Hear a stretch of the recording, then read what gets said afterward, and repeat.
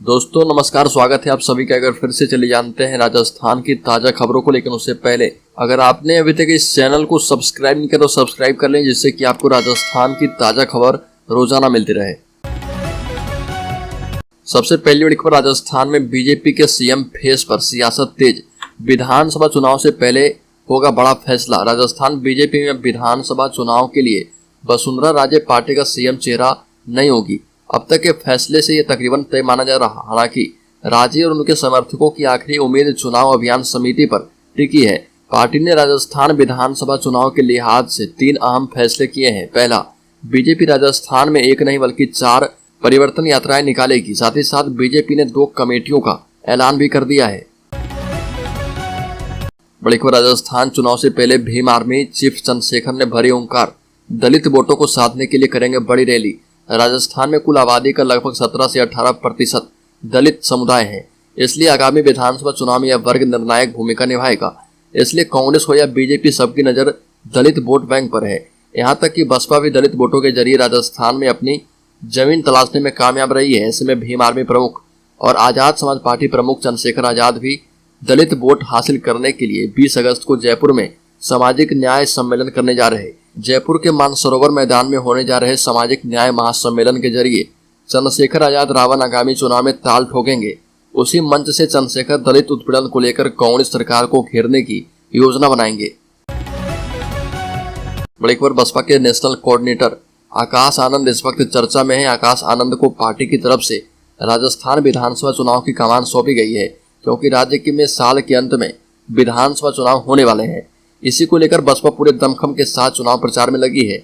इसी बीच बसपा के national coordinator Akash Anand ने कांग्रेस, भाजपा और भीम आर्मी चीफ चंद्रशेखर आजाद पर निशाना साधा।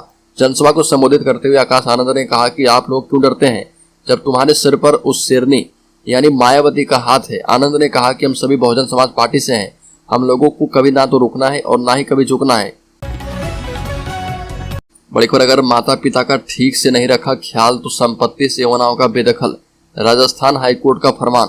बुजुर्ग माता पिता ही नहीं, सास ससुर भी अगर अपने बच्चों के व्यवहार से संतुष्ट नहीं है, उनका ठीक से ध्यान नहीं रखे जा रहे, वो अपनी संपत्ति से उन्हें दूर कर सकते हैं। हाईकोर्ट के मुख्य न्यायाधीश एजी मसीह और जस्टिस समीर जैन की खंडपीठ ने ओम प्रकाश सैनी बनाम मनभरी देवी मामले में रेफरेंस तय करते हुए कहा कि मेंटेनेंस ट्रिब्यूनल को भी बेदखल करने का आदेश देने का अधिकार है। हालांकि हाईकोर्ट ने साफ कहा कि बेदखली का आदेश देते समय ट्रिब्यूनल को सभी तथ्यों को ध्यान में रखना होगा। बड़ी खबर, कोटा में बढ़ रही घटनाओं को रोकने के लिए प्रशासन की पहल। हॉस्टल में स्प्रिंग लोडेड पंखे लगाए गए। राजस्थान का कोटा शहर, जहां पर छात्रों के सपने पलते हैं, लेकिन इस शहर की एक खौफनाक सच्चाई भी है जिससे सभी अवगत हैं। और यहाँ पर बहुत सारे छात्र मानसिक अवसाद से जूझते हैं और अपनी जान देते हैं। बढ़ती घटनाओं को रोकने के लिए कोटा जिला प्रशासन ने एक आदेश जारी किया है। जिला प्रशासन के मुताबिक सभी हॉस्टलों के कमरों और पीजी में स्प्रिंग लोडेड पंखे लगाना अनिवार्य है। इस पंखे में एक खासियत है कि अगर कोई लड़का पंखे से लटककर अपनी जान देने की कोशिश करेगा तो पंखा नीचे की ओर झूल जाएगा। दरअसल पंखे में स्प्रिंग लोडेड टेक्नोलॉजी का इस्तेमाल किया गया है।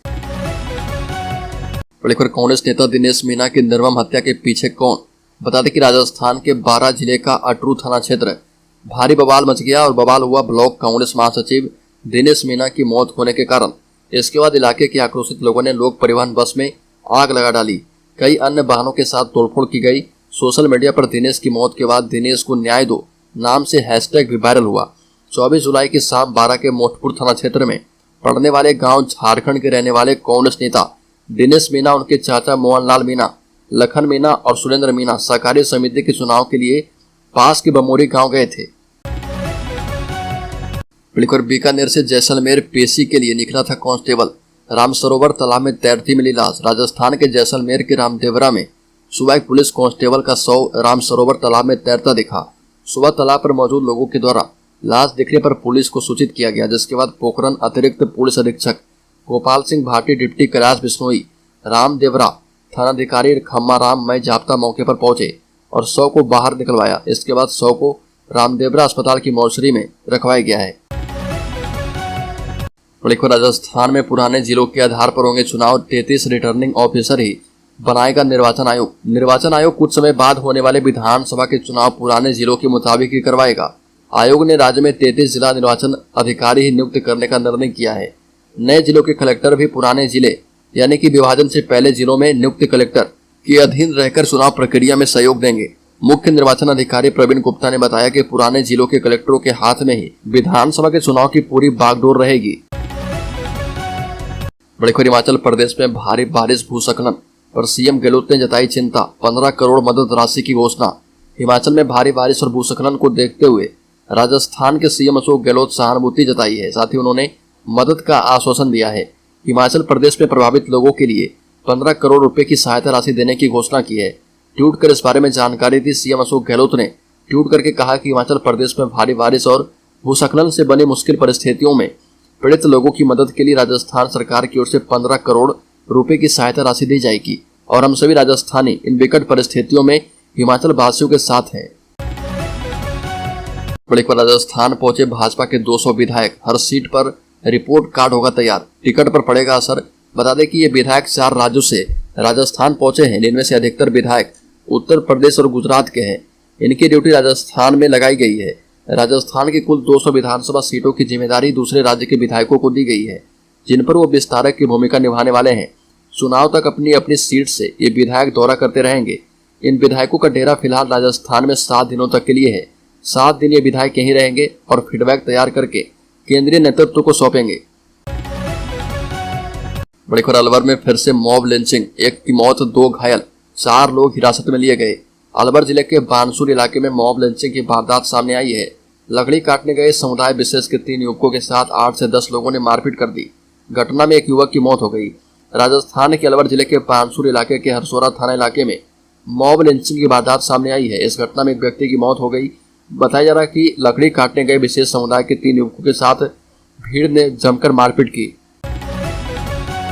बड़ी खबर आम आदमी पार्टी राजस्थान की 200 विधानसभा सीटों पर लड़ेगी चुनाव। राजस्थान विधानसभा चुनाव को लेकर आम आदमी पार्टी में टिकट के दावेदारों को लेकर प्रक्रिया शुरू है। पार्टी राजस्थान की सभी 200 सीटों पर चुनाव लड़ेगी, जिसको लेकर दिल्ली में 22 अगस्त को अहम बैठक होने वाली है। इसके लिए आपके प्रदेश अध्यक्ष नवीन पालीवाल को दिल्ली तलब किया गया है। प्रदेश प्रभारी विनय मिश्रा और राष्ट्रीय संगठन महामंत्री संदीप पाठक के साथ बैठक होगी, जिसमें प्रत्याशियों के नामों पर चर्चा होगी और इसके बाद प्रत्याशियों की पहली सूची पार्टी के राष्ट्रीय संयोजक अरविंद केजरीवाल को सौंपी जाएगी। बड़ी खबर राजस्थान की कोचिंग सेंटर में छात्रों की जान देने की घटनाओं को रोकने के लिए सीएम अशोक गहलोत ने एक कमेटी का गठन किया है। कमेटी का अध्यक्ष उच्च और तकनीकी शिक्षा सचिव भवानी सिंह देधा को बनाया गया है। इसमें कोटा के एलएन कोचिंग संस्थान के प्रतिनिधि को खास तौर पर शामिल किया गया है। कमेटी 15 दिनों में अपनी रिपोर्ट देगी। इसके बाद इसके आधार पर सरकार ठोस निर्णय लेगी। अशोक गहलोत ने देर शाम 7 बजे से लेकर रात 9:10 तक कोचिंग सेंटर्स के संचालकों और स्टेक होल्डर्स की बैठक ली। खास तौर पर कोटा के कोचिंग संचालक इसमें शामिल किए गए। राजस्थान के मुख्यमंत्री अशोक गहलोत ने कहा कि मैंने घोषणाएं करने में कमी नहीं रखी है। अब विधानसभा चुनाव आने वाले हैं, घोषणाएं तो कर नहीं पाएंगे, इसलिए सोच रहा कि अब मैं घोषणाएं करने के स्थान पर आगे के लिए गारंटी देना शुरू कर दूं। प्रदेश में फिर से सरकार बनते ही आपको दी गई गारंटी को पूरा करूंगा। गहलोत जयपुर में राज्य सरकार की ओर से आयोजित राजीव विकास सखी सम्मेलन में बोल रहे थे। सीएम ने कहा कि आप 9वीं और 10वीं कक्षा के छात्रों को कोचिंग संस्थानों में दाखिला दिलवाकर अपराध कर रहे हैं। यह माता पिता की भी गलती है। छात्रों पर बोर्ड परीक्षाओं को पास करने और प्रवेश परीक्षाओं की तैयारी करने का बोझ रहता है।